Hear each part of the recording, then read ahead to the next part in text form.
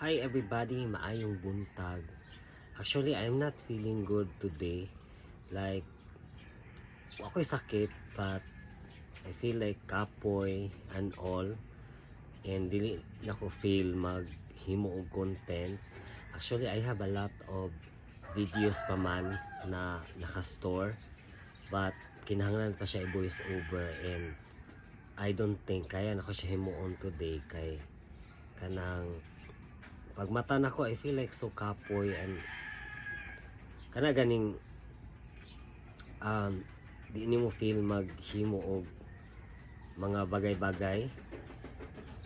Pero natulog ko sayo gabi like pag tulog na ko mga 9, supposedly maghimo ganyan ta kog content gabi para sa mga star senders, pero wala pa na ko siya nabuhat kay gikapoy kayo ko. So pag higda na ko mga quarter to 10, dito lagi na akong tulog, nakamata ko mga alas 5 na.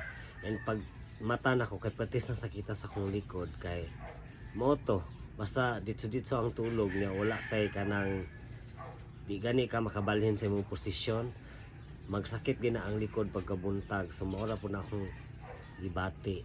And the reason why I created this video kay kanang diri sa paghimo og content or as a content creator, for me lang ha, the biggest enemy is ang ato ang kaugalingon. Kay there are times na dili man gud ta stable, like mga normal lang good, like gagmay lang ang butang na kanang mapilang nimo, inigmata nimo na you're not kanang feeling well. Dili siya physically, dili siya kanang sa health, like I'm not sure of sa mental ba siya na part. Basta na ay times na ingon ana, but it's okay. Kay sa ila pang ginaingon, it's okay not to be okay. Not all the time na okay ta, not all the time na kanang mayo ato ang timpla. And that is normal lang man gid siguro. And ang kinahanglan lang gid ana nga atong likayan is dili ta maka sakit sa ubang tao. Kay when that times man good or during yun ani na stage, possible man good na kay maistoryahan og dili maayo kay kana ganing matungnan nga bad timing. So or I mean wrong timing, basta kana may anak na mga butang na kanang makapatrigger na motaas imuhang kanang mosamot hinuon kag basta di na ko ma-explain ang feeling na there are times na kapoy, di mo feel magbuhat og kanang anything, di mo feel makigstorya sa imong isig kaingon. And sa kuha lang na part is having a pets. Nakatabang siya kay kabalo ko kung unsa na yung level sa kuang kanang emotion pag ingon ana kay I think ma-feel nila.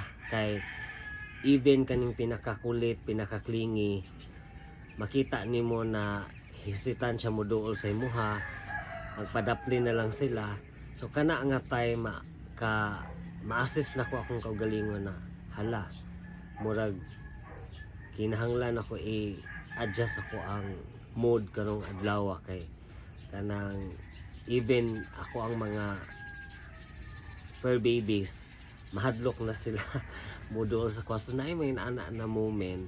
And I'm not saying ha na magkuha mo pet kay kung yun ani mo sa kuha like na mo ma-feel na something na di mo okay. I'm not saying na magkuha mo pet kay basin na po dog magkuha mo inyuhan na mapasagdan, magdugang ra mo sa mga tao nga gakuha-kuha og pet but dili nila mapanindigan, so luoy lang. So ako lang siyang gi-share sa inyo ha, kay somehow kanang dako gid sila tabang para makuha nimo imong kuan. Kay aside sa kanang basta maura to akong kuan guys, mamahaw na mangapi sa data. Kay kanang kung ma-okay nako, maghimo ra kog content kay rest day masad nako ron. So I have time pa and mamahaw sa denta ang akong pamahaw, I mean painit, dala pamahaw na ni. So na ako'y pandesal sa Mendoza. Kani siya kay famous ni diri sa Maramag kay lami gid kay ni ilahang pandesal diri kung init pa. And as far as I know, kaning Mendoza mao nay pinaka kanang karaan nga bake shop diri sa Maramag sa kaning mga tigulang na or mga lumad na diri sa Maramag. Mao man ilang ingon na mao din yung pinakadaan ni mao sad ni ilang kanang noon kayo na baligya kani ilahang pandesal. Lami gid ni siya kay kanang tibok adlaw gabaligya gid sila ani kay na may uban nga bake shop na ang kaning pandesal kay buntag lang siya available or hapon pero sa ilaha sa tibok adlaw available ni siya nya init pa nya napo dayon koy hopya kay mao ni akong kinang pinaka favorite dayon kape tapos napod koy kanang peanut butter from Angel's Lag. So mao ni akong pamahaw karon ni basig kung mabusog ko ma-okay na ni akong paminaw na wa ko kasabot. Basta guys, di man siguro ako ra nga naay mga days na di na to masabtan atong kaugalingon mo na ang akong giingon nga ang ato ang biggest enemy is ato ang kaugalingon. So kato ra maimbuntag sa tanan og unta okay mo. Bye everybody.